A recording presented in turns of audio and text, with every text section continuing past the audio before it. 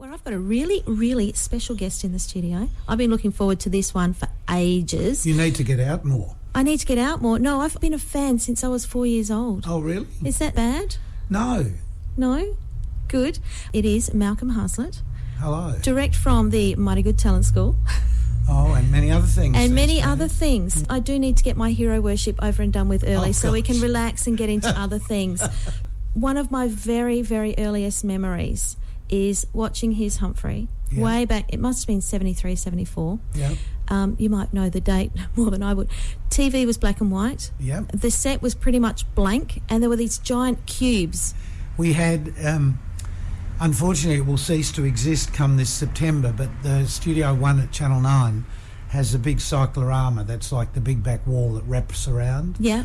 And it was the new take on children's television. We were very much in those days the people who were the forefront of Australian children's television. So the program was shot in the main studio, and yes, the set was a series of big blocks, and there was another bit called the gym, which was really a plastic configuration that wasn't a gym, but there used to be pictures of toucans and fish and things hanging off this gym. I remember that bit. There was, of course, Humphrey. Yes. Ian Fairweather was the producer. There was Patsy Biscoe. Yes, I've had my Patsy Biscoe double album. Yeah. It was great. I know all the songs to this day. It was a sad thing with Patsy because she was actually let go because she became more popular than Humphrey. Oh. Isn't that ridiculous? I'm sorry I had my Patsy Biscoe double album. No. Patsy was brilliant to work with. I should also mention Humphrey in those days was played by Teddy Duryea and then later by Tom Fairley. And they were some of the happiest days I ever had.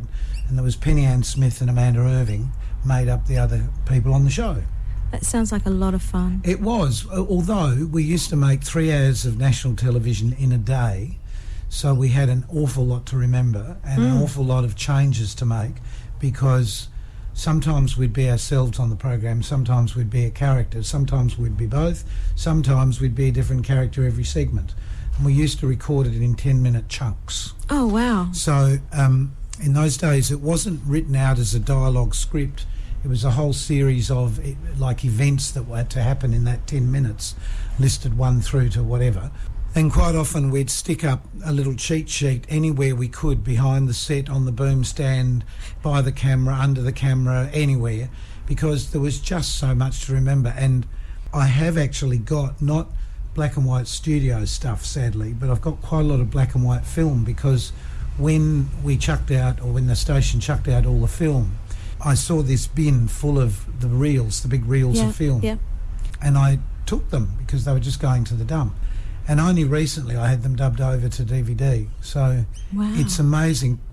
Funny enough, funny you should mention this and we should talk about this, because just this morning I actually was looking at myself. I was cleaning up my hard drive on my recorder at home, and I dubbed everything over to that to dub it onto DVD.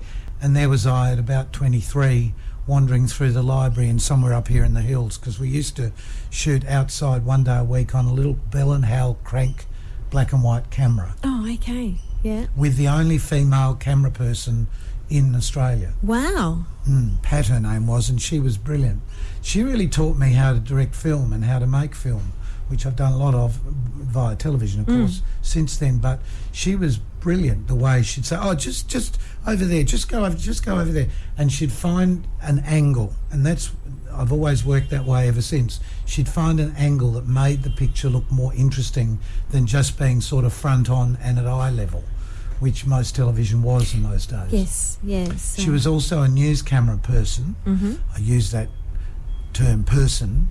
She was a camera woman, really. And she used to go out and cover, all sorts of car crashes and horrible things that happened in those days. And I guess that gave her this rather interesting immediacy of direction and of making film. So a lot of the film that we showed, because there would be studio stuff, and as we'd walk out of the studio, so to speak, we'd go to this black and white film and we'd voice over it with music under it. But of course when we went to colour, all that was thrown away. So I'm lucky enough, probably be the only person that's got a record of this, and it's been sitting in my attic for years, and me thinking I must get that. Somebody's killing There each is other someone in the street having out there. a big temper tantrum, and we had the door open to listen to the lovely bird sounds. And there's no bird sounds. No. It's interesting. It's the first studio I've ever been in with the door open. With the door, we do that a lot around here. I love it. Yes. Yes. Well, thank you so much for coming in. I've now achieved my dream. I can end my radio career. I have interviewed Malcolm Harslett. Don't do that. I only just started November. Oh, okay. Good luck for the future. Thanks. I'm going to press this button and see what it does, because that's the things that we do when we're learning. Okay. And see what happens.